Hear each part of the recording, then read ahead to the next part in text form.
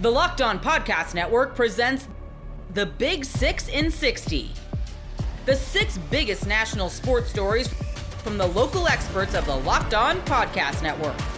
Get the real story, why it matters, what's next, who wins the big game, and more, all in 60 minutes. The Big 6 in 60 starts now with the biggest story in sports. The Indianapolis Colts officially have their new starting quarterback, and that is veteran Daniel Jones. You are Locked On Colts, your daily Indianapolis Colts podcast. A pretty busy day today at the Colts facility covering a press conference that decided the future of the Colts for this upcoming season, as Shane Steichen announced that Daniel Jones will be the starting quarterback going forward. According to Shane Steichen, this is not a short leash type thing. Obviously, when you make a decision like this, you anticipate the positive aspects of it. So he's going to say that this is for the entirety of the season. We'll see if that looks different if they win one game in September or something. But as of right now, Daniel Jones is the Colts starting quarterback for the entirety of the 2025 season. And we'll see how that changed from there. But Jake, for this first segment, let's get into our instant reactions to this news. Yesterday on the show, you kind of hinted that things were leaning towards Daniel Jones. I tried to read too much into Steichen's comments in the past and say it could be Richardson, and I fell flat on my face with that one there. But they end up going Jones, even though you and I both kind of said that we would have gone Richardson. So what was your overall reaction to the news today? Yeah, I still would have gone Richardson. When I kind of sat and thought about this a little more, I thought about it. I was like, this is Shane banking on Shane more than Shane banking on any particular player, because I think a lot of people in that building still kind of rewind to 2023 and the what ifs and, what happens if we change this. And I think Shane probably wants to get himself back to a lot of the stuff that he probably did, like with Gardner, and just being able to have a quarterback that he could predict a little better and really make it be about the system rather than be about a player, like with Anthony. Like with Anthony, you can ask him to do this and this and this, but at the end of the day, he is going to do a lot of things, whether it's flop or excel, that are kind of based on him just doing his thing. And, I think it's a lot easier for a head coach and play caller to be able to live with the successes and failures if he's got a quarterback that he could predict a little better, if that makes sense. Yeah, no, I think that's exactly where he's coming at with this. And I've been trying to wrap my head around it from a coaching standpoint today. And at the end of the day, Daniel Jones is closer to the coach's kid aspect of playing the position, where it's, if I'm telling you to throw a slant, you're going to throw the slant. Is it going to be the best ball ever? Are we going to get 50 yards on the play? No, we're going to get the 5, 6, 7 yards that was intended. But that's kind of what Daniel Jones is going to give you sometimes. He's not going to always give you that, because we're not talking about a top quarterback here, but he's going to sometimes give it to you. Where Richardson, like you mentioned, is a little bit more volatile from play-to-play basis. And for me, I understand it from a coaching standpoint, looking at the film of everything Richardson's done this preseason, even and most of last year as well, and say, you know what, I just want someone who can run my offense. But the other part of me is like, look, we are in the AFC with this team right now. The AFC features 7 of the top 10 quarterbacks in the league, or 6 of the top 10 quarterbacks, and each of the top 4 quarterbacks in football are in the AFC. Pat Mahomes has been to the AFC Championship game every single year as a starter in the NFL, so eventually you're going to have to go through these alien quarterbacks. And I'm fine with them admitting that Anthony Richardson's not their guy. I understand being out on Anthony Richardson. But to think that Daniel Jones is your starter is your best chance to throw punches with those type of quarterbacks, that's where I have an issue with a move like this. Like, again, if Jones is coming in here to be your backup quarterback and be a guy that you can rely on while you take a chance with someone else, I'm cool with Daniel Jones. But for him to be like your full-blown starter, what's the peak of this season for the Colts? What the peak of this season is 9, 10 wins and flaming out in the first round, or maybe the second round if you face an injured team in round 1. But you're not going anywhere like significant this year. And maybe that's a step in the right direction for this team. But like, we're on like year 10 of Chris Ballard, or like we're on year 3 of Shane Steichen, and the young quarterback's not working out. Like, so what's the end goal here? Like, is the end goal just perseverance? Just, try to preserve the job security and survive? And again, like, if Richardson's not the answer, that's fine. But if Richardson's not the answer, why did you settle for Daniel Jones this offseason? Like, if you had any semblance that Richardson wasn't going to win this quarterback competition, go get Sam Darnold. Go get Geno Smith. I'm not saying those guys help you compete with Pat Mahomes, but they certainly get you closer than Daniel Jones. So yeah, I understand it from a coaching standpoint of just, watching the film the last couple of years and being like, what I got with Minshew in 2023 is a guy who could kind of move my offense and we could win some winnable games that way, where Richardson, I just don't know what I'm getting. But at the end of the day, in the AFC, man, you're going against these elite future Hall of Fame quarterbacks all the time. Like, these are like legit top tier quarterbacks, three MVP winners in the AFC right now. And Joe Burrow is probably the next guy up. If we're looking at how that award goes, you're not winning these games with a quarterback that you have to stay ahead of the sticks. You have to be in 3rd and 3 at best on 3rd down to have a chance at competing, because if you're getting into 3rd and 10, Daniel Jones isn't completing those passes for you. So yeah, I don't know. I get it from a coaching standpoint. It's just not the process I would have supported, because I think you have to go big or go home in the AFC. And I think you have to just go down with the ship if it's not going to work. You could tell me there's a 0.5% chance of Anthony Richardson getting to the level that you need him to be at, but Jones is going to be at a 0% chance. So he might give you a higher floor to like get you to those 7, 8, 9 wins, but I don't think there's anything above that with Daniel Jones. So that's kind of my instant reaction, is just like, I get it. You're going to probably have more offensive success with Daniel Jones, more consistency with him. But what more are we getting? And I don't think we're getting much more than that. Yeah, it does make you think they probably should have taken a bigger swing if this was the end result, like you said, because what more could Anthony have done? Like the kind of the main reasoning Shane is giving is, it's kind of about the intangibles and being able to, what a guy's like at the line pre and post snap, and like making sure guys are in the right spots and being where they're supposed to be, essentially being an extension of the coach on the field, which is fine. But this was kind of set up as a 50-50 winner take all thing. And I mean, this was Anthony's best camp. I've seen all 3 of them so far. I've never been more impressed with him than I have been this summer. His teammates say the same. My colleagues say the same. Like, it's pretty indisputable he's grown this summer. And if the deciding factor was, all of these things at the line and, just the operation of the offense, it's like, well, how much was he going to grow in that area just in a summer? You know what I mean? Like, right. That is one of those things that I think takes reps and more film study and this and that.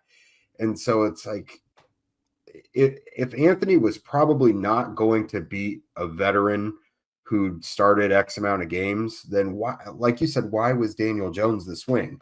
Sam Darnold could have been an option. There weren't a ton of other guys out there. Like, Jones was probably among the top 2 or 3 guys they could have gotten to kind of fill that role. But like, this is just unspectacular. It's uninspired. Like you mentioned, what's the ceiling there? Like, you might even get into the playoffs. That 4th down in week 18 might flip your way and you get a wild card spot, but you're probably just going to get stomped out without that threat that Anthony Richardson brings you. Like, defenses are going to be able to game plan for Daniel Jones throughout a year.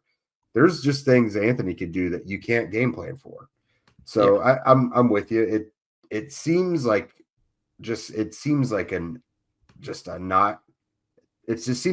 end to this that we didn't really see coming because of the reasoning. I think, I guess I didn't love it all coming down to just the intangibles at the line and operating the offense. It's just right. And I guess another part of this is like the inconsistent message from day one then of Shane Steichen's tenure, where, you're talking about the intangibles at the line and being an extension of the coach on the field and stuff. Where was all that when you drafted Anthony Richardson? You knew he wasn't going to come in from day one and be that guy. And you know what? Even if you said like, hey, we can develop that in him, why did he start over Gardner Minshew? Why did he start over Joe Flacco then? If your intangibles are the most important aspect at the line, why has he even seen the field at this point in the NFL? And why can no one give a clear answer as to why there wasn't some sort of like really intentional, detailed plan to get him up to speed, because Anthony was also like, he had a COVID year in Florida when everything was virtual, essentially. Like, the guy was so far removed from being used to a pro process. Like, why was there not something more intentional done about getting him up to speed? Like, we don't really get that explanation from Shane Steichen. We definitely don't get it from Cam Turner. So it's like, it feels like, as much as Anthony didn't step up and snag this thing, it also feels like they didn't really do enough to get him there either. Yeah, look, at the end of the day, this is not even a Richardson defense here from both of us, because he hasn't been good enough. He hasn't. And the NFL is not for long if you haven't been good enough. So I'm fine with the Colts moving on. It's just the way that this process has been to eventually end up on Daniel Jones as your starter going into week 1 in what is essentially a make or break season for Shane Steichen and Chris Ballard. I just think the process could have been so much better from day one from the Colts in terms of getting someone better than Daniel Jones, or again, like the process since drafting Anthony Richardson, where it's like, if these intangibles are so essential, why was he starting from day 1 or even from year 2 or even year 3? Like, why was he even in a competition here then, if those are the things that you're looking for? Have you ever decided at the last minute to head to a ball game with friends or family? Maybe it's game day and you suddenly realize you want to be in the stands. That's exactly where Gametime comes in. It's the easiest way to grab last minute tickets without the stress. With the money you save on tickets, you can splurge on food, on drinks, on merch, on a bigger group if you want. Gametime makes it possible. Gametime makes buying tickets fast and simple. Prices on the app actually drop the closer it gets to first pitch. And they've got incredible last minute deals, clear seat views, and the lowest price guarantee that takes the worrying out of buying. Gametime has last minute tickets and zone deals for big savings, like 10% off exclusive zone deals for FIFA Club World Cup matches. Take the guesswork out of buying tickets with Gametime. Download the Gametime app, create an account, and use code LOCKEDON for $20 off your first purchase. Terms apply. Again, create an account and redeem code LOCKEDON for $20 off. Download the Gametime app today. Last minute tickets, the lowest price guaranteed. Notre Dame just announced that CJ Carr has won the starting quarterback job over Kenny Minchey in a surprise twist after months of debate. You are Locked On Irish, your daily podcast on the Notre Dame Fighting Irish.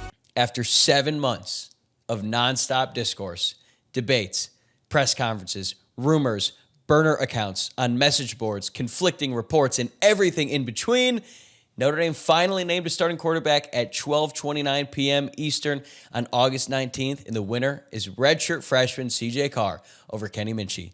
Today, we're going to break down the process that led to this decision and why it might be the most important move Marcus Freeman has made to date. Then we will dive into what it means for CJ Carr and the Irish offense in 2025, and finally, what this means for Kenny Minchey and his future at Notre Dame. Now, if you've watched or listened to the show at any point in the offseason, you know I expected CJ Carr would ultimately win the job.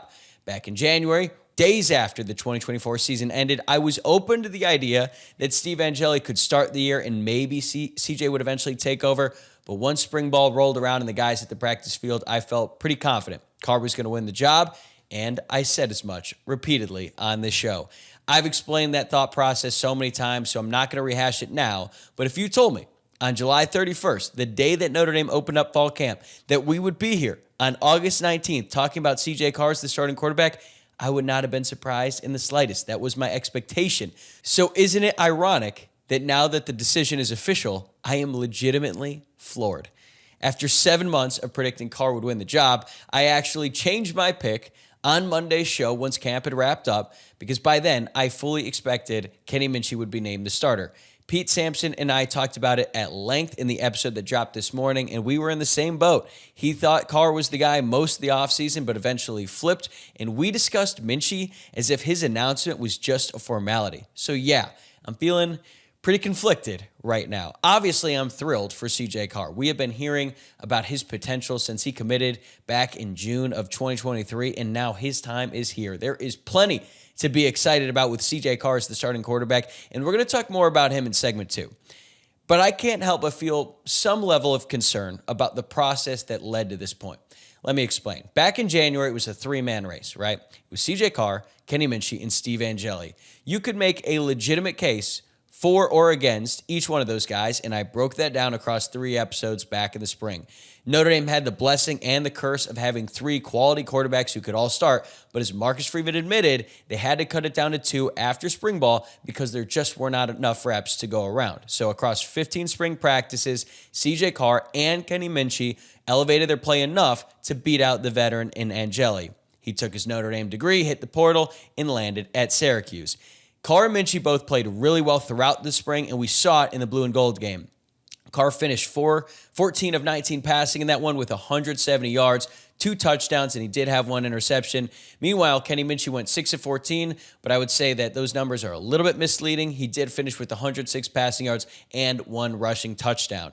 Some people I talked to said that CJ Carr was the best quarterback in the spring, while other credible sources told me that it was actually Kenny Minchey who had the stronger showing. But the competition continued over the summer, and I heard positive things about both, but still, I felt like Carr was the favorite heading into camp.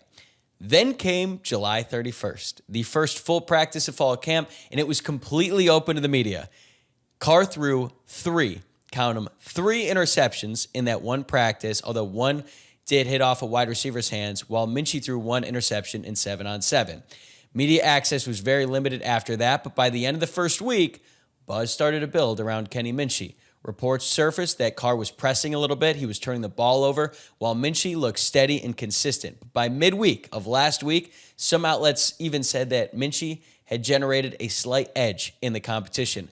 Then came the message board rumors last Friday that Marcus Freeman had already chosen Minchey to be the starting quarterback, and some credible sites backed that up. As I've said on the show, I didn't understand at the time why Freeman would decide on a quarterback before the Jersey scrimmage, so I never really believed that he had already made his decision, but there was so much smoke and so much steam about Kenny Minchey taking over that job that Notre Dame actually had to come out and issue a statement denying it. But still, all of these different reports suggested that it was Kenny Minchey's job to lose heading into the all-important Jersey scrimmage on Sunday.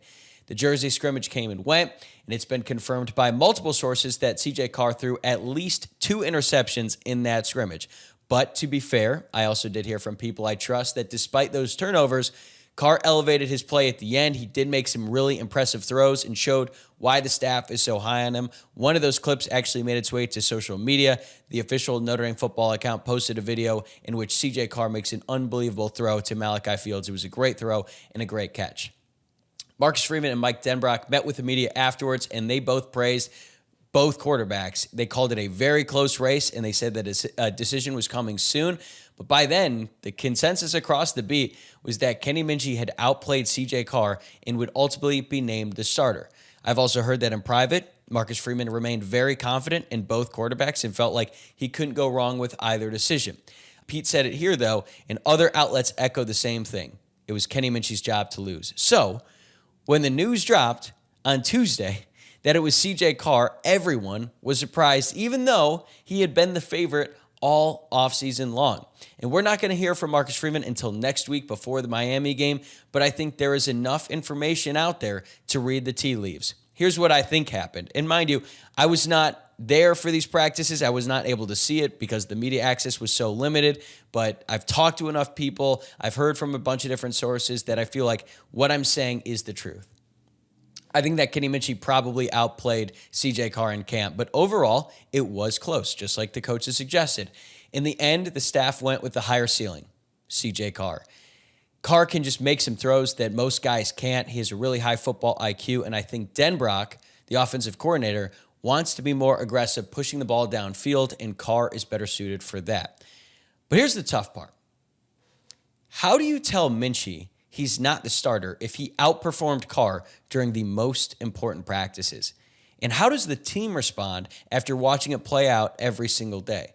That undercuts the value of practice and the whole players decide competitions, that whole message that the staff has been pushing throughout this process, not even only pertaining to the quarterback situation, but every position battle that's on the field. And I have seen some fans that think that the leaks about Minchey were intentional, that coaches planted them to throw off the media. I do not buy that at all. Like, how does it benefit Carr to see constant reports that Kenny Minchey is winning the job if he's the guy they want? These players all have social media. They see it, and that could not have been easy for Carr throughout last weekend. And if the coaches pulled him aside and said, don't worry, CJ, it's just a smokescreen, that would be incredibly unfair to Kenny Minchey, who was out there competing for the job.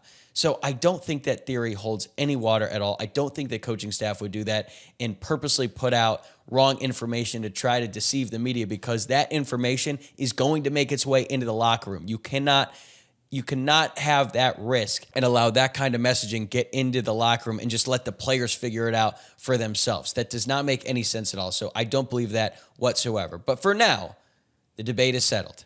And here's the reality.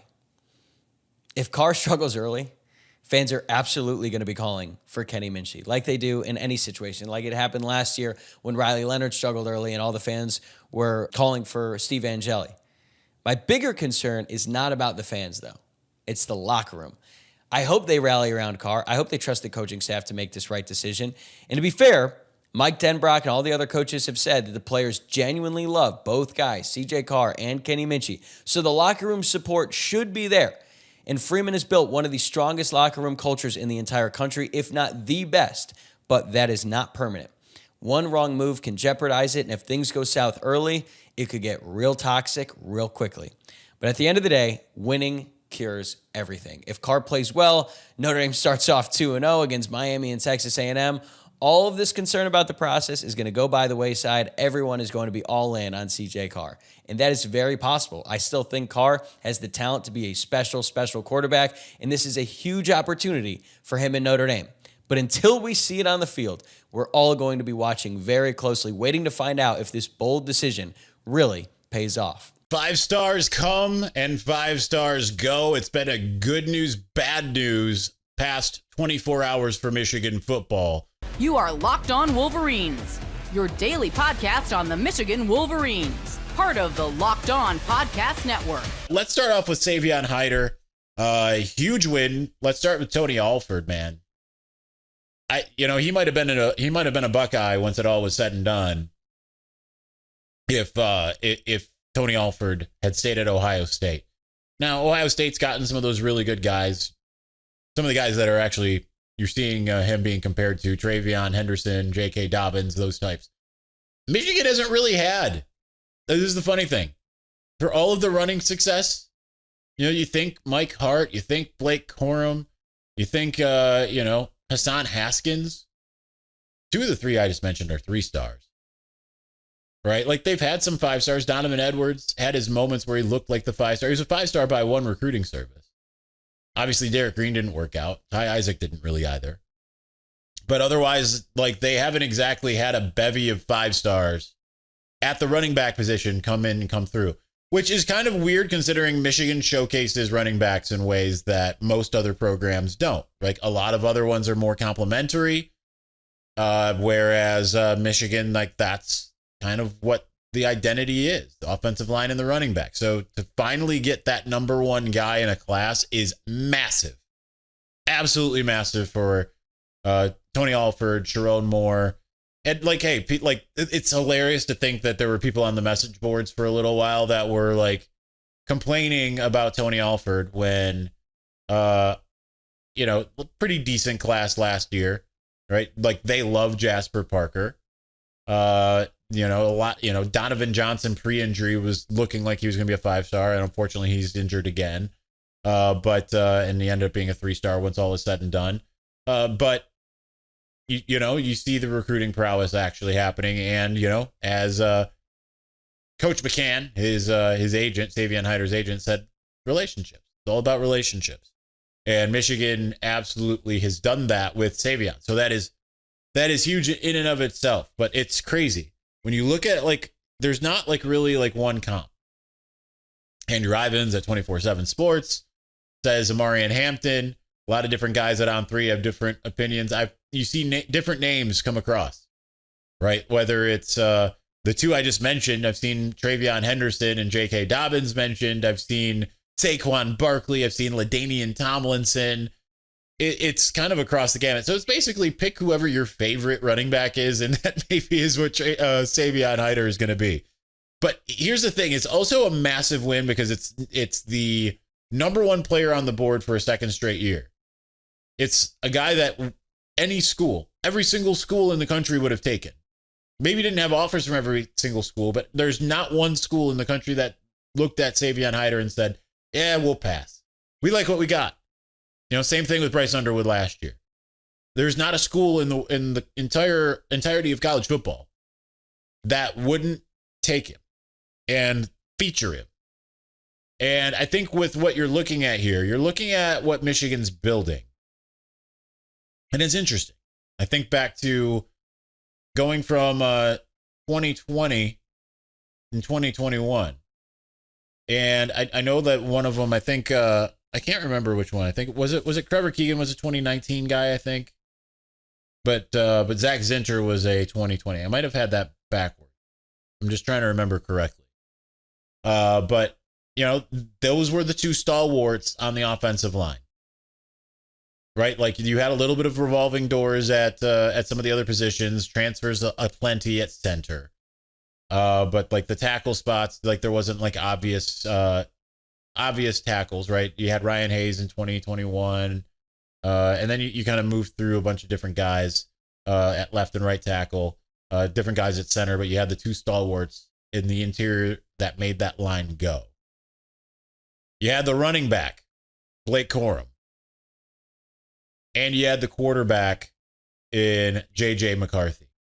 You see, it might not be the exact same timing blueprint type of thing, but you're seeing kind of a similar blueprint playing out right now, right? Even though, like, we're going to talk about Babalola here in segment 2, you got Andrew Babalola and Ty Haywood and Avery Gash. We'll throw Caden Strayhorn in there too. But like you're building an offensive line there. You had the quarterback in Bryce Underwood. Now you've got Savion Hyder. So what we're looking at here, it might not be, senior Blake Corum, seniors offensive line, and junior quarterback. But, well, when you're looking at junior quarterback, actually, you're going to be looking at junior offensive line, sophomore running back, and that might be good enough to get you where you want to go. Similar blueprint. And then you add in some of the talent that they are bringing in at wide receiver. Yeah, no Calvin Russell, but like Travis Johnson, Zion Robinson, very good players. I think you can look at them and say, yeah, those are guys that could play anywhere in the country. Might not have the same offer sheets as Bryce or Savion, but like those are guys that could play anywhere in the country. Those are guys that could absolutely be high flying on top of Andrew Marsh, who's here now, or Jamar Browder.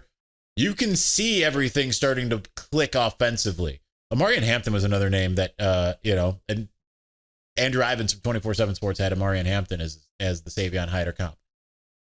I think we know that Chip Lindsey can use Amarian Hampton because he had 1,500 yards for 2 straight seasons in a Chip Lindsey offense. So it's all kind of coming together, but you can't just downplay it and just in terms of that. But like the talent now on offense is it's becoming incredible.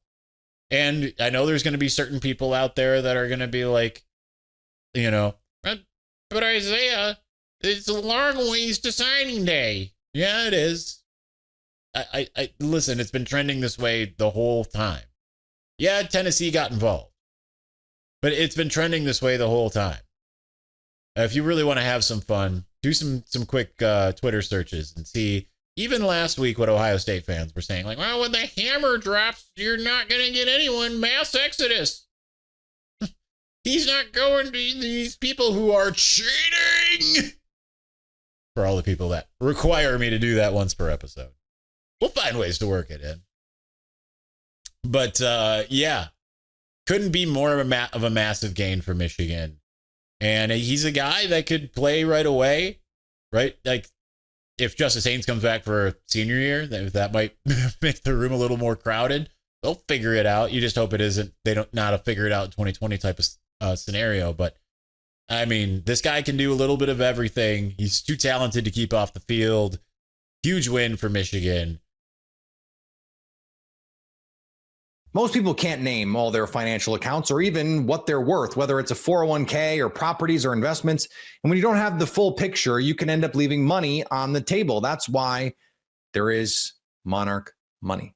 It's an all-in-one personal finance tool that brings your entire financial life together in one clean, easy-to-use interface on your laptop or your phone. Monarch does the heavy lifting for you. You can link all your accounts in minutes, see clear data visuals, get smart categorization of your spending, and finally feel in control of your money without ever touching a spreadsheet. I linked all my accounts to Monarch and immediately spotted a few subscriptions I wasn't even using. Canceling those all can save you money every month. Don't let financial opportunities slip through the cracks. Use code LOCKEDONNFL at monarchmoney.com in your browser for half off your first year. That's 50% off your first year at monarchmoney.com with code LOCKEDONNFL. Bear Bachmeier is BYU starting quarterback.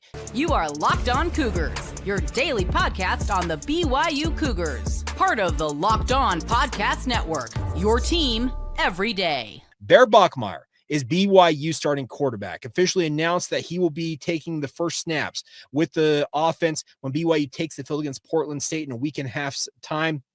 And as I mentioned in the open of today's show, I think it's the perfect decision for BYU at this juncture, simply because I believe that BYU has brought a guy into this program who in somewhat record time has completely overtaken two veterans, two guys who had years of experience, both playing at other universities and playing at BYU. And he comes in late May, and as Aaron Roderick pointed out, in 15, 16, or even 17 practices, has overtaken them and proven to be the best option for BYU at quarterback. Now, is it an ideal situation? Maybe not, because obviously earlier on this offseason, BYU was fully all in on making sure that Jake Retzloff was going to have a stellar senior season and hopefully reprise his role as the starting quarterback for BYU. Well, circumstances being what they are, BYU, when they recruited Bear Bachmeier, told him in no uncertain terms that he was the odds-on favorite to be their starting quarterback in 2026 because he signed with BYU out of the transfer portal while Jake Retzloff was still in the good graces of the university, and then everything hit the fan, as we all know, and Jake's exits. This just pushed up the timeline a little bit. And to Bear Bachmeier's credit, he came in, ingratiated himself with his teammates, went to work, learned the playbook, which is a pretty complicated and thick playbook, as I understand it, the Aaron Roderick, a lot of calls. And the simplicity of it is that they run a lot of different things out of different, they run a lot of different plays out of really similar looks. But that's the complicated factor of it, is understanding, okay, which look are we giving, but which play are we running within the framework of that? RPOs, QB run, all the different things that go into this. Aaron Roderick said yesterday in the media session that Bear Bachmeier is capable of running all of it. He says he's been very good at being the highest completion percentage during training camp. He has been turnover adverse, and that's been one thing that Kalani Sitake absolutely won't live with, is having a turnover-prone quarterback. And what we saw during the media viewing portions of training camp is that the most turnovers, now it's 20 minutes or 30 minutes of what otherwise is a 2 or 2.5 hour practice, but the most turnover-prone quarterbacks were everybody except Bear Bachmeier. So I think that this is why BYU believes that he's got a very, very bright future, and they're going to roll with him right from the get-go. He will make history against Portland State as the first true freshman quarterback in BYU football history to start the season opener. And it's actually not all that uncommon for this family. All you got to do is scroll back to look at his brother Hank's record as a quarterback and look at 2019 when Hank was a freshman at Boise State. He enrolled early.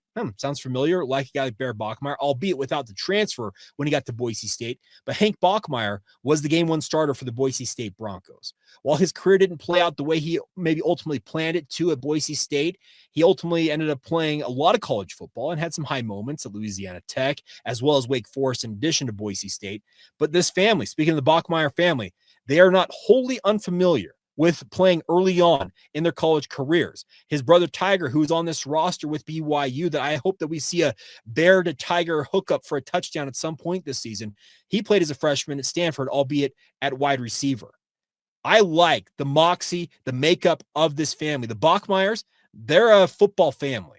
The dad, speaking, I think it's Mark, is a former Naval Academy graduate, served in the Navy. Their mom is Asian American. So another little bit of history here, as Jerem Jordan pointed out from BYU TV, that Bear Bachmeier will be the first Asian American starting quarterback in BYU football history. It's not that long ago we had the first African American quarterback in Jaron Hall under center for BYU. So A lot of things happening with this decision by BYU, but beyond all of that, I believe that Aaron Roderick has been thorough in watching all of the reps. And trust me, they have got GoPro cameras on the helmets of these quarterbacks to get a bird's eye view or the QB view of what they're seeing on an individual play. They're talking with these quarterbacks. They're reviewing the tape from every angle. And Aaron Roderick's track record when he's developed guys like Zach Wilson, Jaron Hall, and no matter what you think of Jake Retzloff, they still went 11-2 last year with him as their starting quarterback. His track record suggests when he picks a quarterback, usually he's pretty dead on about what they're going to be able to accomplish. Now, he is a freshman, and the freshmen are prone to mistakes, and that absolutely will rear its head at some point this season. I count it as an inevitability that he will have some boneheaded freshman decisions that hopefully are not the back-breaking type plays that cost BYU a game, but are the type that you learn from. That's the other thing we have heard from people inside this football program that I have heard is that he has learned very quickly. He may make a mistake in practice one day. He doesn't repeat it. We have a saying in radio, and I know it extends all over in the regular life, but once is a mistake, twice is a problem. And that's very much the case as a starting quarterback, particularly at the Power 4 level. And that's why I believe that Bear Bachmeier, he's ready to rock and roll. There will be foibles. There will be struggles. There will be moments of, okay, I'm going to palm my face. The face palm will happen. But at the same time, we have seen during practice multiple instances of him putting passes where only his wide receiver could get it. Guys like Chase Roberts, Carson Ryan, JoJo Phillips, on down the list, Parker Kingston, they're all going to need to step up their game. Alongside him in the backfield, LJ Martin, Sione Moa, that two-headed tandem at running back, they have got to shoulder a bigger load probably early on this season than maybe they had expected if Jake Retzloff had been under center. But that's the nice part about being able to insert Bear Bachmeier into this lineup is there's a lot of veteran players, I'm talking across the board, on this offense, even on the flip side with the defense, who are there to buoy him up. That's why I believe this is the perfect decision for BYU is you are going to take your lumps early on with him, but with a soft first 6 games of the schedule, at least on paper here, it is the perfect opportunity for him to go out there, prove himself, learn from his mistakes, and hopefully by midseason when BYU faces off in that rivalry game against Utah and kicks off a 4-game stretch, which is absolutely critical to their hopes of contending in the Big 12 this year. Hopefully at that point, Bear Bachmeier, he's really ready to kind of step forward and be the guy for the BYU football program. And I'm looking forward to it. I have been hoping to see what he's capable of. And to his credit, he came in and earned that starting job.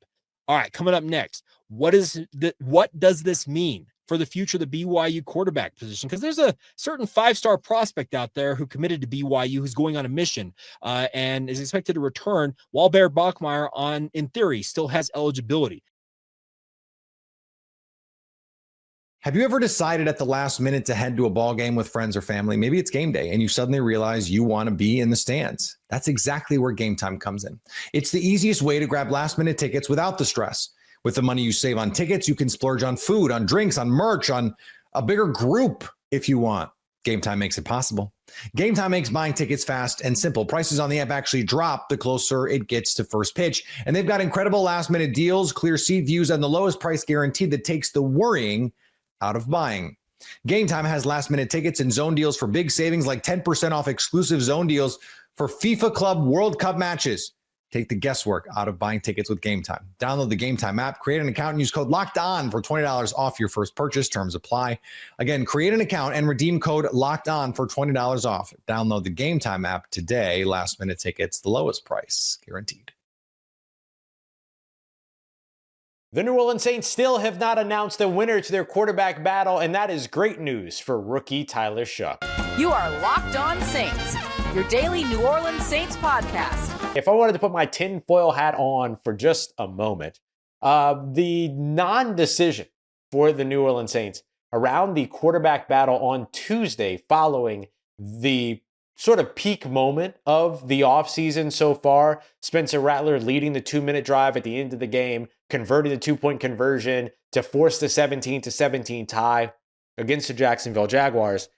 That meant to me that the New Orleans Saints want to give every opportunity to both of these quarterbacks to go out there and win this quarterback battle. So it's a great thing for rookie quarterback Tyler Shough. You come off of that first week Tyler Shuck could have been named the starter then. The Saints didn't name that starter. It gave Spencer Rattler an opportunity to come back. And even though he wasn't the starter in week 2 of the preseason up against Jacksonville, he got his opportunity to bounce back and make his fight for that roster spot. Now, coming off of that Sunday game up against Jacksonville, a real opportunity with a lot of momentum there to say, you know what?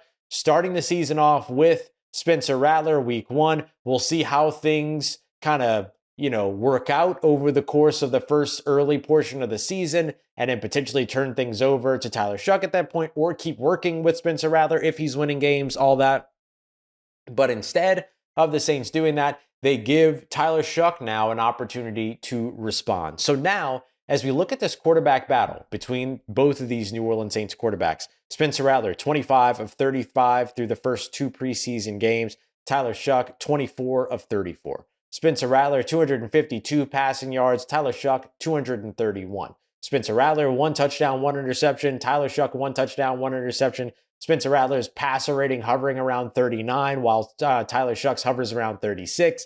These 2 players are in nearly identical situations. And if I'm being completely honest, that has and gives a lot of credence to the momentum, development, and the growth of Tyler Shuck here over the course of the past couple of weeks, because as a guy that's coming in that doesn't have any NFL experience, going up against a guy that's got 6 starts, the fact that this is close just from the preseason perspective, just from the live action perspective, is actually a pretty good showing on Tyler Shuck's part. But this battle now, just as we predicted it would be following Sunday's game against Jacksonville, is going to go through another 3 days of practice and a game on Saturday up against the Denver Broncos. Now, I know what you might be thinking.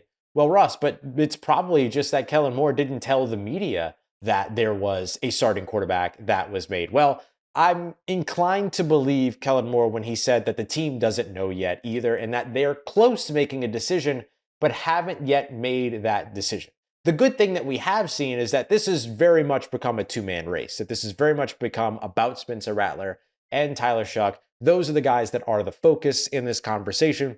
And so both of them are going to get additional opportunities to go out there and be able to get things done. So it will all continue going up in tomorrow's, or rather today's practice, which is the Wednesday practice, which will be at the Superdome on Wednesday. And that practice is going to allow the Saints to go through some scripted drills as well as some call-it sequences. And remember, the call-it sequences are when Kellen Moore and Brandon Staley are actively calling offensive and defensive plays against one another. The players simply have to go out there and execute and show what it is that they can do. So that's going to give both of these quarterbacks another opportunity during that Wednesday practice to be able to get some work in with their first team offensive line, first team weapons, all those other pieces.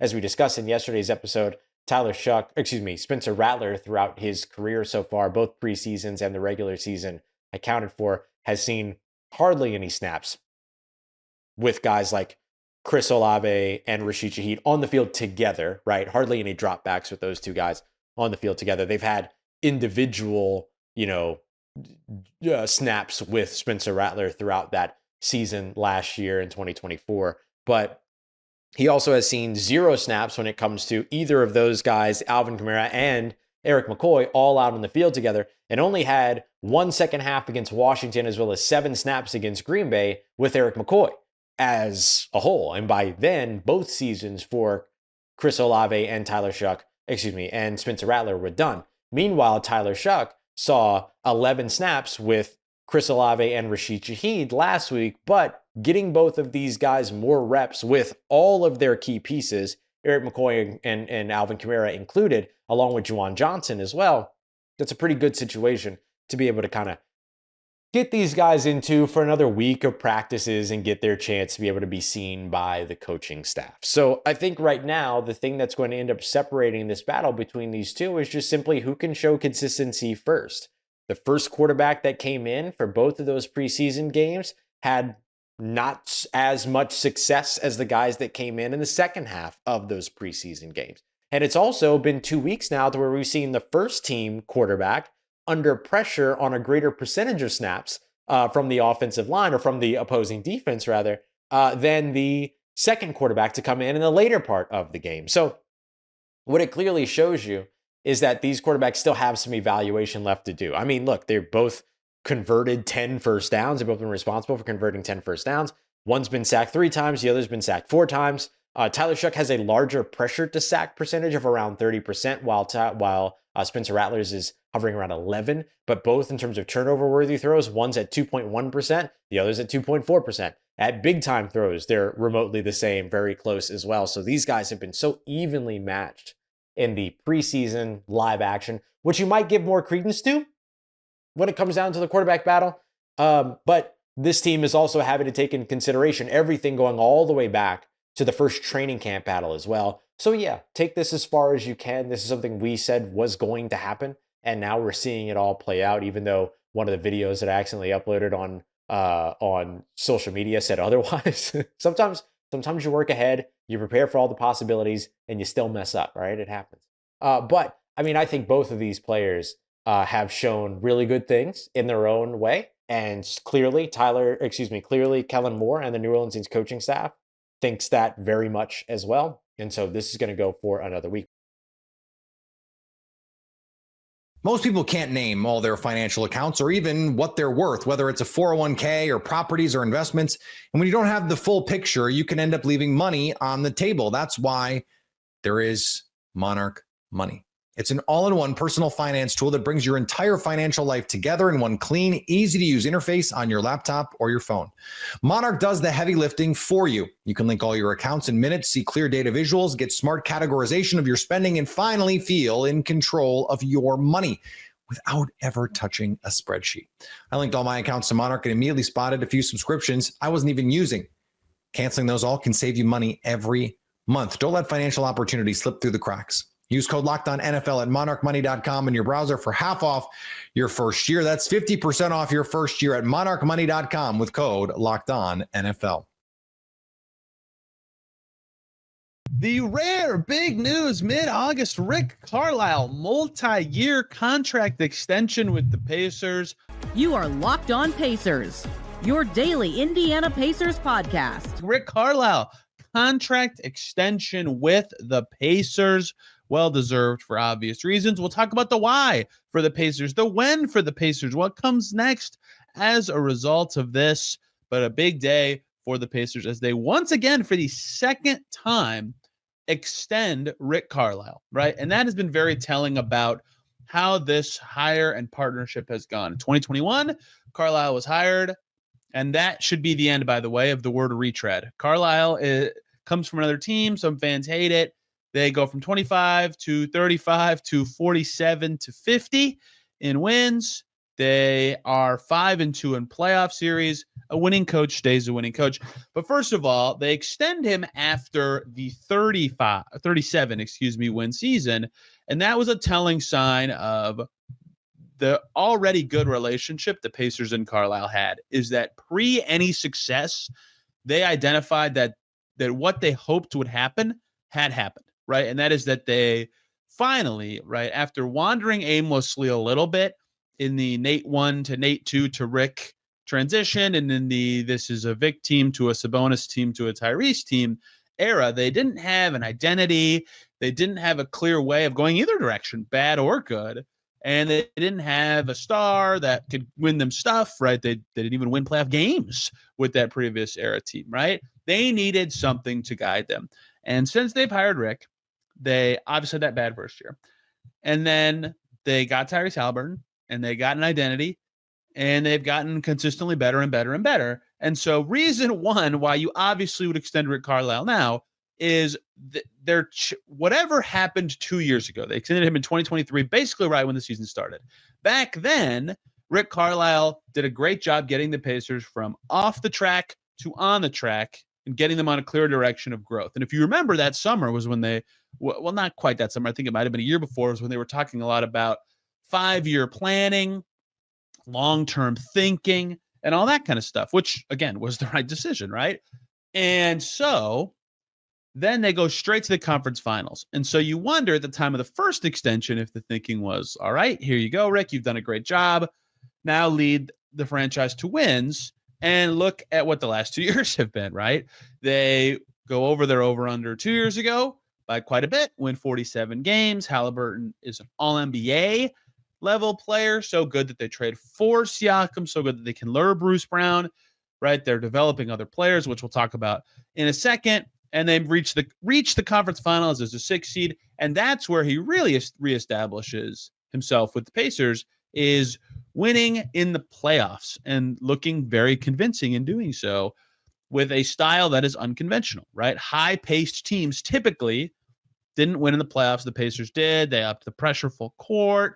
They played their way. They didn't change how they played to traditional playoff norms, and they won. And then the next year, with very little turnover, they still find a way to get better. They get to the playoffs with home court advantage this time. His unique strategy on player minutes, which I wrote a story about, helps them be healthy for the playoffs. His identity that he said helps them recover from a dismal start. That coalesces into a healthy, talented identity team with home court advantage this time. They beat the Bucks. They beat the Cavs. They handled the Knicks, and they're off to the NBA Finals. So first 2 seasons for Carlisle with the Pacers, get him on the track, get an extension. Second 2 seasons, find the success, get an extension. He has met the bar set for him every single time. In fact, I would say in this case, the last 2 years especially, vastly overshot it, right? A fantastic job getting the Pacers to win games, win meaningful games. Last season was the best success season in Pacers franchise history. And obviously it was 1 game away from something way more, but like that, you want to keep that together for as long as possible. I don't need to explain the Rick Carlisle resume to you, but it's, to me, even easier to talk about why this extension makes so much sense when you talk about the first one and how they continued that crescendo up and up and up and up for all these years. Now, I will never forget his first season 3 years ago, when they did go 25-57, and they were not very good. And Carlisle was hired to turn that era of team around, the team with Sabonis and all those players. And I'll never forget it. They're playing the Heat pretty early in the season in Miami. It's a TNT game, right? A rare national TV game for a not particularly good Pacers team. This game is December 21st. I would love to go back and figure out what their exact record was at the time. I want to say they were like 10-15 or something. And Carlisle had talked about, like, at that time, a lot of the talk had been like no edict on like you have to win or requirement of winning or anything like that. But they clearly were not having the record that they hoped to have. And then they lost. Jared Greenberg reported on the broadcast that night that Carlisle said he came to Indiana to win, right? And that was the first time that had been like very clear that they hoped with the double bigs and the Brogdon that they could be a winner. They lost that night, and then they won 2 of their next 12 games, and then they won twice in a row, then lost 3 in a row, culminating in the Charlotte Hornets scoring 158 points in Indy, and they had a bad record. They had an embarrassing home loss to a bad team. And they pivoted directions that day. And so those first 49 games through that Charlotte game, things were not great. And then things have been just fantastic in the trend line for the Pacers since then. And so the wins have come. Carlisle has been a big part of that. And the other thing, the reason I bring up that story is they had to pivot to a bad team at that point. And Carlisle was brought in as this winning coach he's been talked about as very malleable. He's had different teams with different styles and all that. But very few thought of him as a development guy, right? And a guy who was, reluctant at times in the past to play rookies. I remember reading a story from Tim McMahon and ESPN about how it was such a big deal years ago that Justin Anderson, former Pacer, got minutes under Carlisle in the playoffs with Dallas, right? That was atypical. And some players in the past, Tayshaun Prince obviously played as a rookie under Carlisle in the playoffs, but he's talked about how Luka, of course, changed his thoughts on playing young guys a little bit.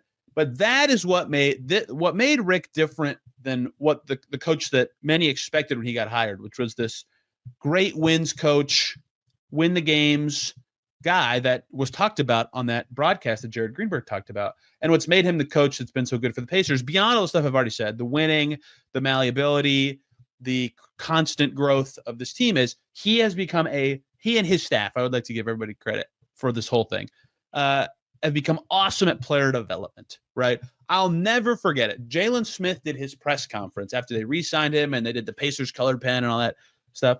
And we're talking to Carlisle off to the side because Jalen Smith came to the Pacers and was not good with the Suns and had all these restrictions on re-signing, and they talked about all this stuff that they hoped to do to keep him around, and they did, and they offered the starting spot.